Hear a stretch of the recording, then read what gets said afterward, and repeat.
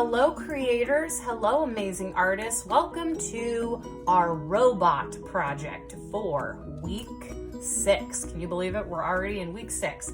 So let's get to it. Now that we've kind of talked about shapes and we've heard lots of things and know a lot about our shapes, we are going to create a robot out of them for the element of art, shape.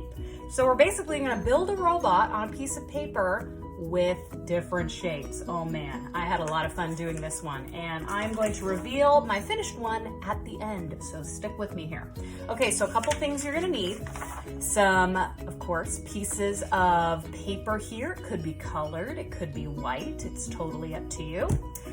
Something to draw with, a pen or a pencil would work too. Something to color with, crayons, markers, whatever you have on hand. Colored pencils, some scissors, and something to attach with, either glue. I'm going to use glue, but you could use tape as well. And if you have it, a ruler if you want, and then various objects around the house that will help you trace some shapes.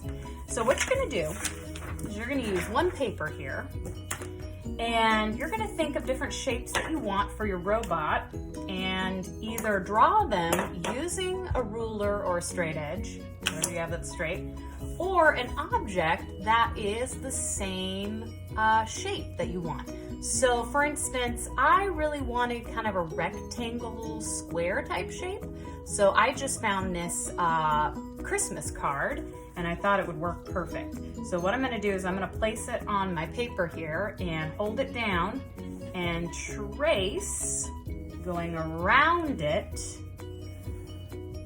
the shape, whoops, and lift it up and voila, there we go.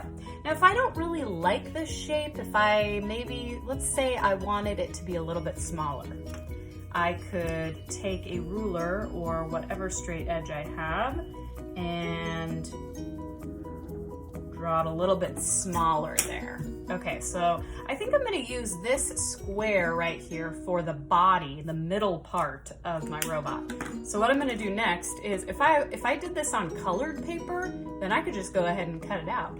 But I do not have any colored paper.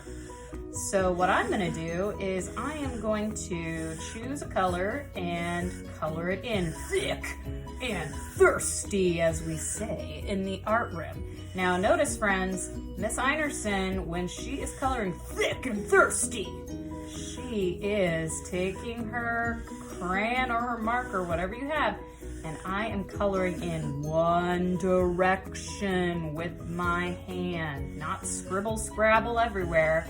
I am making those lines nice and straight for some thick and thirsty coloring. There we go. Okay, now you might be thinking, Miss Einerson, why on earth did you color outside the lines? I thought you said this was supposed to be thick and thirsty. Well, friends, some of you know this. If I'm cutting something out, that is the one time I can go outside of lines because I can just cut it out. Isn't that cool? It makes my coloring go a little bit faster too. So after I cut this out, I'm gonna have the body for my robot. And voila. Ooh, I can't wait to put this one together. So I'm gonna save this big scrap of paper and I'm gonna kind of think, what do I want for the rest of my robot? So if this is the body, I'm gonna need something for the head. So, okay, how about this? I have a candle about the perfect size that I want for my robot's head. So I'm tracing around and voila, there we go. Just make sure whatever you grab out of the house, friends, that you put it back. We don't want a huge mess everywhere. Okay, same thing. I'm going to choose my color and color it in thick, thirsty. Now, let's think of some other shapes here. I might want to create some rectangles for arms and legs. For a triangle, what I like to do is go to the corner of my paper here, put my ruler down, and draw a triangle. Then I can color it in and maybe use that for, I don't know, maybe triangle eyes, triangle hands, lots of different possibilities. So then once I have my shapes and the parts of my robot, I can start to put it together. So I'm gonna get another piece of paper, get some glue, some tape, and I am going to start piecing together my robot. I might even take some of my drawing utensils, my tools, and draw things on the robot, buttons, wires. I mean, the possibilities are endless. Now, to give you guys kind of an idea of what this might look like at the end, I'll show you the one that I finished yesterday. So I haven't quite thought of a name for this guy, but this is the robot I created yesterday.